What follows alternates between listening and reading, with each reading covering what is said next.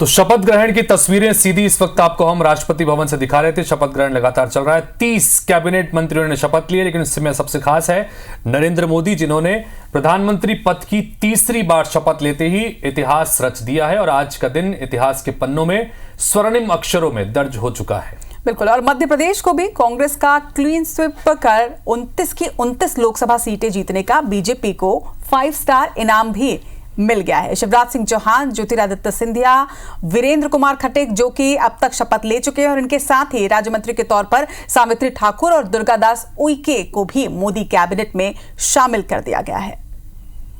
और ये उस वक्त की हम तस्वीरें आपको दिखा रहे हैं जब प्रधानमंत्री ने शपथ ली, नरेंद्र मोदी ने प्रधानमंत्री पद की शपथ ली।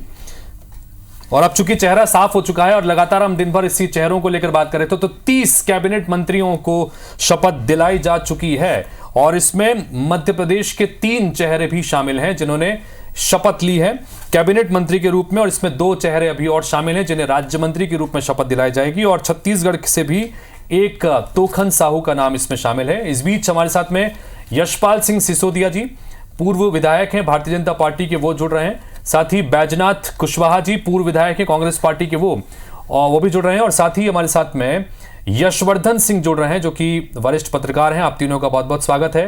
सबसे पहले यशपाल जी, आपसे ही जानना चाहेंगे, ये अब मंत्रिमंडल के चेहरे भी सामने आ चुके हैं। तीसरी बार लगातार देश के प्रधानमंत्री पद की शपथ लेकर नरेंद्र मोदी इतिहास रच चुके हैं। पहली प्रतिक्रिया आपकी यशपाल जी। तेजी निश्चित से इतिहास रच दिया है। सर्वमान्य नेता है और भारतीय जनता पार्टी के प्रति जो विश्वास जनता ने ज्ञापित किया है, और जिस प्रकार से पूरे विश्व में मोदी जी की जो छाप है और उनका जो व्यक्तित्व और कृतित्व है, कि हमारा सौभाग्य है कि भारतीय जनता पार्टी को लगातार तीसरी बार प्रधानमंत्री के रूप में शपथ लेने का सुअवसर प्राप्त हुआ। हितेश जी, एक जमाना था, एक समय था जब हमको उल्हावने सुनाई देते थे कांग्रेस की ओर से। कांग्रेस कहती थी इस दिए में तेल नहीं, तब हमारे पास दीपक का चुनाव चिन्ह हुआ करता था। इस दिए में तेल नहीं, सरकार बनाना और सरकार चलाना खेल नहीं। हमने वो खेल किया है जनता की सेवा का कर करके, कि आज प्रधानमंत्री के रूप में नरेंद्र मोदी जी हमें पुनः प्राप्त हुए हैं। और देखिए जिस प्रकार से कैबिनेट का गठन हुआ है, उस कैबिनेट में अनुभवी लोगों को लिया गया है। मुख्यमंत्री रहे अपने अपने राज्यों में भी, उन लोगों को भी इस कैबिनेट में शामिल किया। मुझे लगता है कि बहुत संतुलित कैबिनेट है और भविष्य का निर्धारण करने वाला। बैजनाथ कुशवाहा जी से भी एक बार प्रतिक्रिया ले लें। बैजनाथ जी, किस तरह से लेते हैं मध्य प्रदेश वो राज्य जहां पर बम्पर परिणाम आए भारतीय जनता पार्टी के लिए, और सबसे बड़ा झटका भी कांग्रेस पार्टी को यहां पर लगा। 5 मंत्रियों को जगह दी गई है कैबिनेट में, 3 शपथ ले चुके हैं, बाकी 2 और लेंगे। आपकी प्रतिक्रिया। तीसरी बार मोदी सरकार शपथ ले रही है, मैं उन्हें धन्यवाद देना चाहता हूं। अच्छी बात है, शपथ ले रहे हैं, सरकार चलाएं। अभी मंत्रियों ने शपथ ली है, वो अपने कर्तव्य और दायित्वों का निर्वहन करें। संविधान की शपथ खाई है, संविधान के हिसाब से काम करें। निश्चित तौर पर मध्य प्रदेश में अभी कहा कि अनुभवी लोगों को रखा गया है। क्या मध्य प्रदेश में कोई ब्राह्मण लीडर अनुभवी नहीं है? कोई सांसद जीत करके नहीं आया है? जबकि ब्राह्मणों को अनुभवी माना जाता है, जो देश चलाते हैं, प्रदेश चलाते हैं, और आज एक भी ब्राह्मण मध्य प्रदेश से नहीं लिया गया है। तो इसका मतलब मध्य प्रदेश में कोई ब्राह्मण अनुभवी नहीं है। और यहाँ तक रही बात मोदी जी की, वो लोकप्रियता बढ़ती जा रही है। अगर लोकप्रियता तब मानते तब वो 400 पार कर जाते। वो तो 303 से घट करके 240 पे ही रह गए। तो कहाँ है लोकप्रियता? चलिए, इन तमाम हमलों और तमाम तंज के बीच फाइनली आज मोदी कैबिनेट अपना शपथ ले रहा है, और इस वक्त भी शपथ ग्रहण समारोह राजभवन में जारी है। हमारे साथ वरिष्ठ पत्रकार यशवर्धन सिंह भी जुड़े हुए हैं। 30 मंत्री अब तक शपथ ले चुके हैं। यशवर्धन जी, वरिष्ठ पत्रकार हैं आप, राजनीति को बड़ी गहराई से आप समझते हैं। अब तक जिन मंत्रियों ने शपथ ली है, किस तरह से इसे देखते हैं? कितना बैलेंस आपको ये मोदी कैबिनेट नजर आ रहा है? देखिए, इस बार के समीकरण पिछले बार से तो बदले हुए हैं। हालांकि ये अच्छी चीज़ बोलूँगा कि बीजेपी ने भी अपने अलाइंसेस से हार्ड बार्गेन किया है। जो जितने टॉप चेहरे थे पिछली बार के, उनको रिपीट किया है। हालांकि गठबंधन की सरकार है, उनको कॉम्प्रोमाइज़ करना ही पड़ेगा, उनको पोर्टफोलियो में जगह देनी ही पड़ेगी। लेकिन एक स्टेटमेंट तो नेशनल लेवल पे बीजेपी ने दिया है कि हमारी जो पुरानी परफॉर्मिंग टीम थी वो एज इट इज़ रहेगी। मध्य प्रदेश की अगर बात करें तो मध्य प्रदेश में 29 में से 26 सीट ऐसा बोलते हैं कि शिवराज जी की पसंद की 26 टिकट दी गई थी। जिम्मेदारी मध्य प्रदेश की पूरी तरीके से शिवराज सिंह चौहान के ऊपर ही सौंपी थी आला कमान ने। शिवराज सिंह चौहान ने परफॉर्म भी करके दिखाया। मध्य प्रदेश में शिवराज फैक्टर ने लोकसभा चुनाव में भी जो रिजल्ट लाए हैं उससे मध्य प्रदेश को प्रतिनिधित्व मिलना तो तय था। 5 मंत्री शपथ ले रहे हैं मध्य प्रदेश के। ये अपने आप में एक परिचायक है कि शिवराज सिंह चौहान को जो जिम्मेदारी दी गई थी चुनाव की उन्होंने भरपूर निभाई और इसके बदले में केंद्र ने भी मध्य प्रदेश को पर्याप्त प्रतिनिधित्व दिया है। यशवर्धन जी, इनसे जुड़ा हुआ एक और महत्वपूर्ण सवाल, चूंकि अब तो चेहरे सामने आ गए और बैलेंस रखने की जो बात थी वो चीज भी निकल के सामने आ गई, अब पोर्टफोलियो पर चर्चा होगी। अभी तक जो तस्वीर निकल के आ रही जिसका आपने भी जिक्र किया कि पहले ये कहा जा रहा था कि भाई जेडीयू की तरफ से दबाव होगा, टीडीपी की तरफ से दबाव होगा कि है और बाकी 5 हमारे चेहरे हो जाएं, 4 हमारे चेहरे हो जाएं, लोकसभा अध्यक्ष को लेकर ये तमाम चीजें चल रही थी। लेकिन आज जब कैबिनेट का पूरा चेहरा सामने आया तो ये तय है कि भारतीय जनता पार्टी ने ये मैसेज देने की कोशिश की है कि देखिए, हाँ हम आपके साथ मिलकर सरकार चला रहे हैं, लेकिन दबाव में नहीं है, झुकेंगे नहीं, और जिस तरह से हमारी जो चीजें रही हैं उसके तहत ही हम सरकार को आगे चलाएंगे। क्या इसको इस तरह से आप देखते हैं यशवर्धन जी? जी, आपका कहना बिल्कुल ठीक है। बीजेपी, जैसे मैंने अभी इससे पहले बोला था कि बीजेपी ने बहुत हार्ड बार्गेन किया है और उसके पीछे वजह यह है कि देखिए, बीजेपी सिंगल लार्जेस्ट पार्टी तो है, इससे कोई इनकार नहीं कर सकता। दूसरी चीज़, कहीं ना कहीं ये जो घटक दल है इनको इस बात का भी अंदाज़ा है कि बीजेपी के साथ जाने में ही ज़्यादा फायदा है। इनको भी अपने अपने क्षेत्रों में अपनी पार्टियों को बढ़ाने का मौका है। केंद्र की राजनीति में शामिल होकर वो अपने दलों को ज़्यादा पावरफुल कर पाएंगे। और दूसरी चीज़, अगर ये दल बहुत ज़्यादा नखरे करते या भविष्य में भी कभी नखरे करेंगे तो बीजेपी के पास इनसे अलायंस तोड़कर दूसरे अलायंस बनाने का भी मौका है। तो इस चीज़ को ध्यान में रखते हुए कि बीजेपी अकेले भी सत्ता से बहुत ज़्यादा दूर नहीं थी, तो उनको जो शॉर्ट फॉलिंग है 30, 32, 35 की, वो दूसरे अलायंसेस से भी कल को वो फ्यूचर में टीएमसी को भी तोड़ सकते हैं या समाजवादी पार्टी को भी एनडीए में शामिल करवा सकते हैं। हमने ये सब चीज़ें होती हुई देखी है। ये भी इन दोनों प्रमुख घटक दलों को अंदाजा था। मैं 2 प्रमुख दलों की जिनकी संख्या ज्यादा है उनकी ही बात कर रहा हूं। उनको ये अंदाजा कि हम बहुत ज्यादा नखरे करेंगे तो बीजेपी कहीं ना कहीं दूसरे विकल्प की तरफ बढ़ेगी।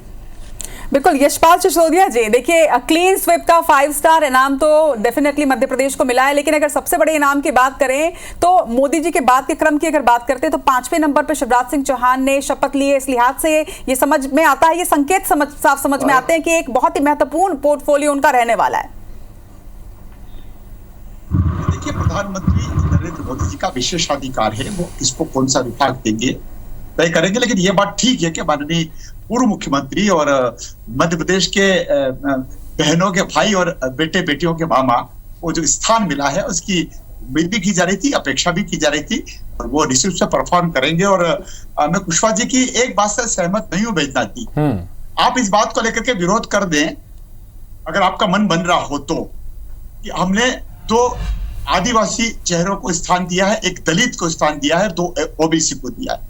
अब आप ये कहां से ब्राह्मणवाद और क्षत्रियवाद और ये क्यों ले आते हैं? क्यों जातिवाद का जहर कांग्रेस घोलने की कोशिश करती है? हितेश जी, मैं पूछना चाहूंगा, क्योंकि ये कोई अभी टिप्पा टिप्पणी करके और जातिवाद के आधार पर जातिगत टिप्पणी कर करके आप इस बात का विरोध कर दीजिए। तो कांग्रेस ने भारतीय जनता पार्टी ने सवित्री ठाकुर जी को आदिवासी महिला को क्यों स्थान दे दिया? जी बैजनाथ जी, आपने बॉल उछाली थी, उन्होंने वापस बॉल आपके ही पाले में डाल दी। उन्होंने कहा कि भाई ठीक है, हमने जिन्हें जगह दी है।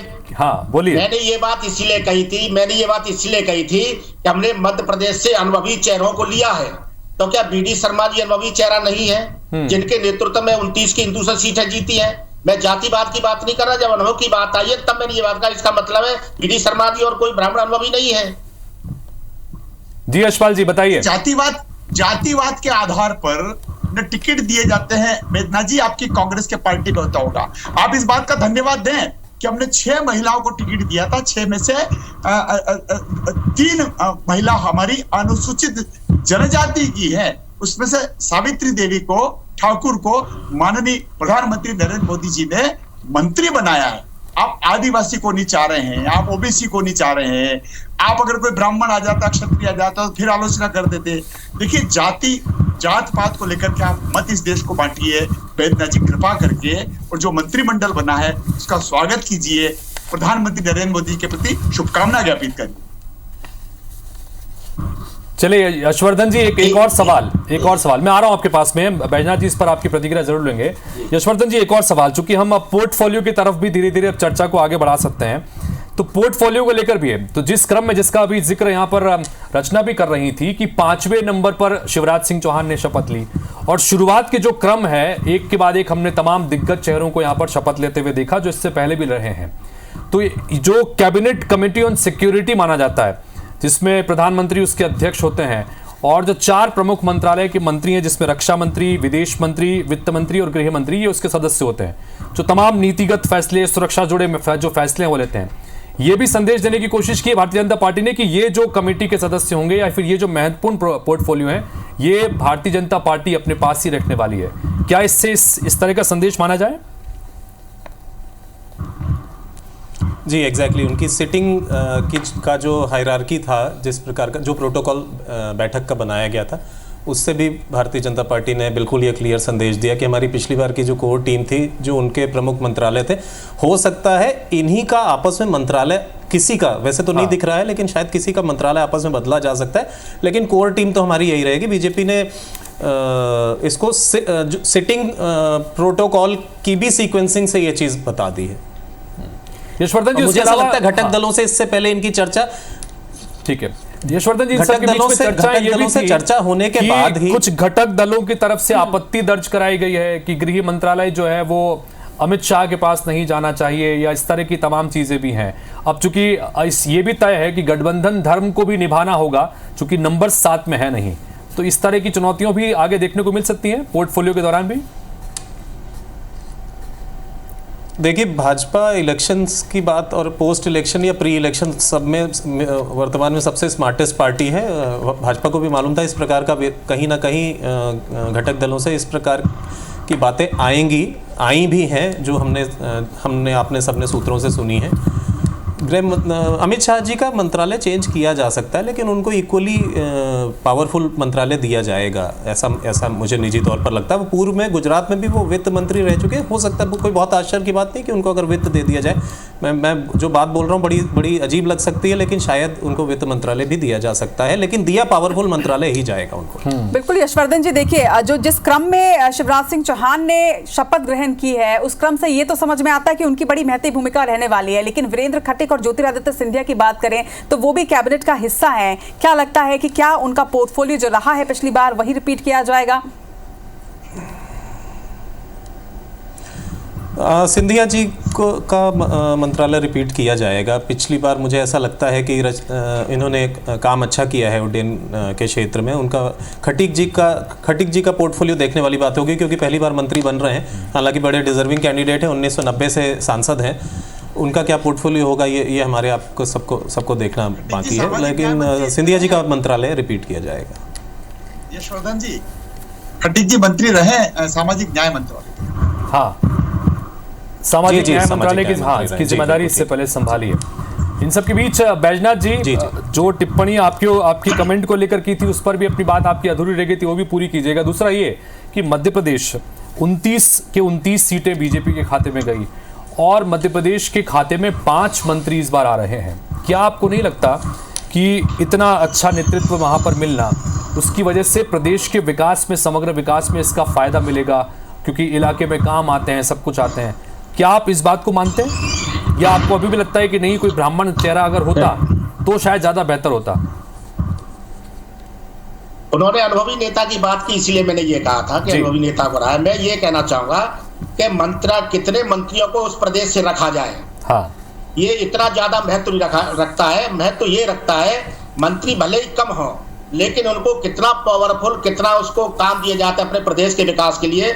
मैं कहना चाहूंगा, माननीय नरेंद्र सिंह तोमर जी हमारे यहाँ के केंद्रीय कृषि मंत्री थे, और जिस जिले से वो सांसद थे, उस जिले में उन्होंने 10 साल में एक काम किया हो, तो आप मुझे नरेंद्र तोमर जी बता सकते हैं, आप बता सकते हैं। आपके चैनल के माध्यम से मैं पूछना चाहता हूँ, मंत्री तो बना दिया बहुत बड़ा, लेकिन प्रदेश को, जिले को क्या दिया, ये मैं पूछना चाहता हूँ।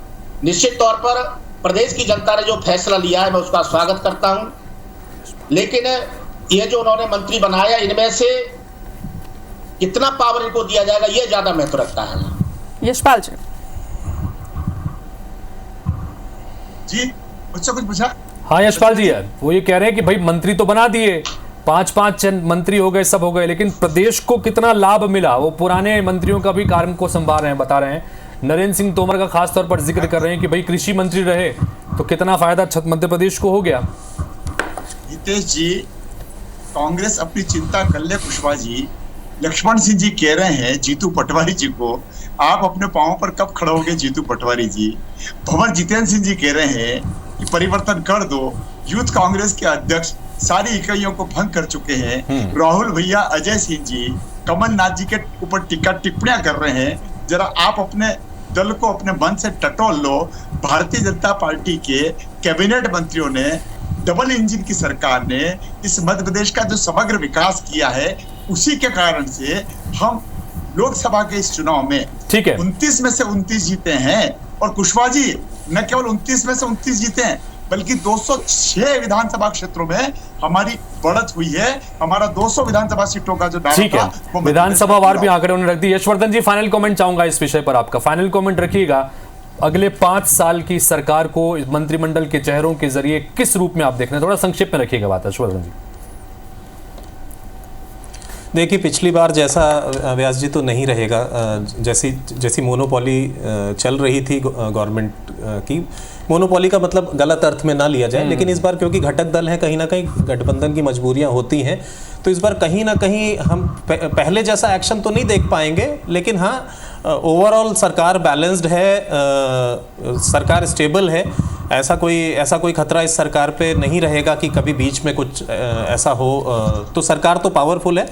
पिछले जो पेंडिंग काम 2.0 में छूटे थे, मैं भी आशा करता हूं, मैं भी उम्मीद करता हूं कि 3.0 में भले गठबंधन के साथ बनिए, इसमें काम पूरे हों। मैं हमारे कांग्रेस प्रवक्ता महोदय की एक बात का जरूर जवाब देना चाहूंगा, बीच में थोड़ा संक्षेप में दीजिएगा प्लीज, समय की सर। आप ये ब्राह्मण और इस सब की बात ना करें। मध्य प्रदेश में डिप्टी सीएम राजेंद्र शुक्ला को बना के वो ब्राह्मण लॉबी को ऑलरेडी सेटिस्फाई कर चुके हैं। राजेंद्र शुक्ला जी पॉपुलर नेता है, पावरफुल नेता है, तो वो ब्राह्मण वाला वहां पे पार्ट खत्म हो जाता है। ठीक है, तो कुल मिलाकर जो है तीसरी बार मोदी सरकार शपथ हो चुकी है, लेकिन सरकार के सामने चुनौतियां भी अपार रहने वाली हैं, क्योंकि इस बार गठबंधन धर्म को निभाना है। तमाम जो सहयोगी दल साथ में शपथ ले रहे हैं या साथ में भी रहेंगे, उनको सबको साथ में लेकर चलना होगा, सबको साथ कर चलना होगा। चुनौतियां रहेंगी, आगे भी लगातार बात करते रहेंगे। फिलहाल आप तीनों का बहुत बहुत शुक्रिया।